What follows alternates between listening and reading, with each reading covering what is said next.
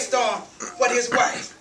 Because he was afraid, because he knew John was a prophet, and a riot might take place. So he had him thrown in prison. And I'm sure when they arrested John and threw John in prison, John says, what? This is not what I expected.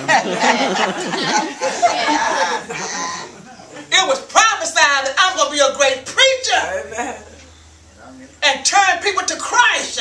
And here I am, in my 20s, in prison. All right. This is not what I expected. So after being there for a month, I'm sure John is thinking, what happened here? I'm preaching the truth of God's word. And I know Jesus, you are the Messiah. I know that is you because God told me the one that the dove come down and land on, that's he. And I saw that. I know it's you. But I have been in his prison 2 months. 2 months turned to 4 months.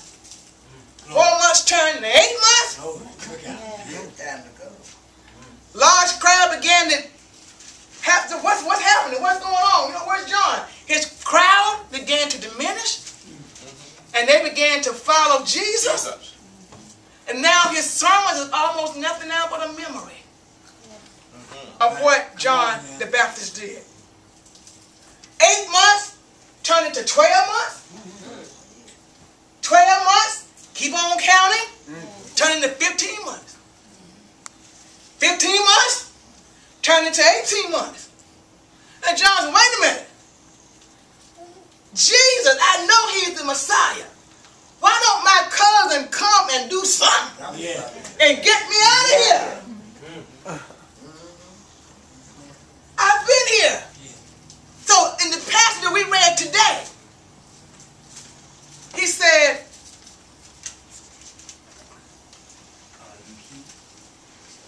in verse 19, art thou he that should come, or look we for another? No. Are you the one? As I was looking at that, and 2 thoughts came to my mind. John had to know that he was the one. There was sometimes when we get in situations, doubt one that's kind of come in and begin to waver what we know is true. That's the truth. And we sometimes forget that God is still in control. That God is still managing things in our life. So Jesus was not offended when they came to him. But he sent an encouraging word. And then I looked at it on the other side, because he knew that that was the Messiah. And he sent 2 of his disciples. And when he sent 2 of his disciples, look what Jesus said unto them.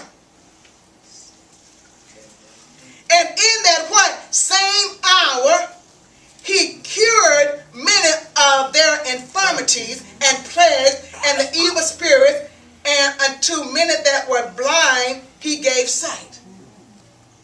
Now his disciples have said, Jesus is preaching, and Jesus is drawing the crowd.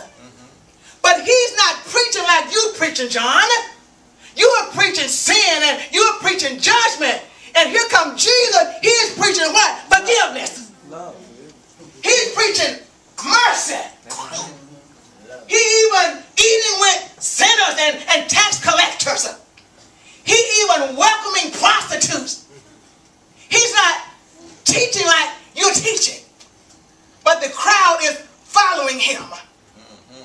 So when Jesus sent these 2 disciples, then he sent them to let them know that, yes, he is the one. And look what he is doing. Because Jesus knew that John knew the word. Amen. And what he quotes here in 22 is also the same scripture that is quoted in Isaiah, I think it's Isaiah 61. Yeah. The very same scripture. So he knew that John knew the word. Yeah. All right. So what he's sending those saying, art thou the one, or should we look for another? Could it be that his doubt was assuring the two disciples that he is the one. He is the one. Because John the Baptist knew that he was the one. What are they doing? And they're what? Following Christ. But John came what? For a purpose. And his purpose to do what? Prepare the way of the Lord. Amen. So after they came back, and Jesus said, what? Don't be offended at me. You just go on and do what God has called you to do. But I'm not offended that you asked me that. But then the story not over because Herodias still got that anger that's been brewing in her heart for 2 years. So at this time now, Herod going to throw a birthday party. He's getting ready to throw a party. Amen. So he's throwing his party and all the officials are there. All the big dogs are there. And then here comes Herodias' daughter, Herod's stepdaughter. And she's going to dance now in front of all these so-called dignitaries. And I guarantee you she was not doing the waltz. She was not doing a ballet dance. That's right. She was either break dancing or maybe out the pole somewhere. Because she was not waltzing. Because when she was dancing, Herod himself began to lust after her. That's right. Yeah. That's right. Yeah. Her own stepfather Herod began to lust after her. And when she began to dance, he said, what? You can ask me for anything. Amen. That's right. I give you half the kingdom. Sure did. Getting down, bro. Yeah, that's right. Wow. I give you half the kingdom. Just ask. So the daughter went and get some advice from her mama. She went and get some advice from her mama. And her mama's angerness has now turned to pure hatred. Yeah. Glory. Come on. And what did she ask for? I want John the Baptist hated. Amen.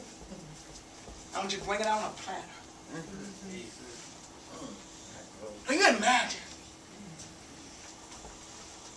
And King Herod didn't want to do it. When I read about King Herod, it kind of reminded me of Pontius Pilate.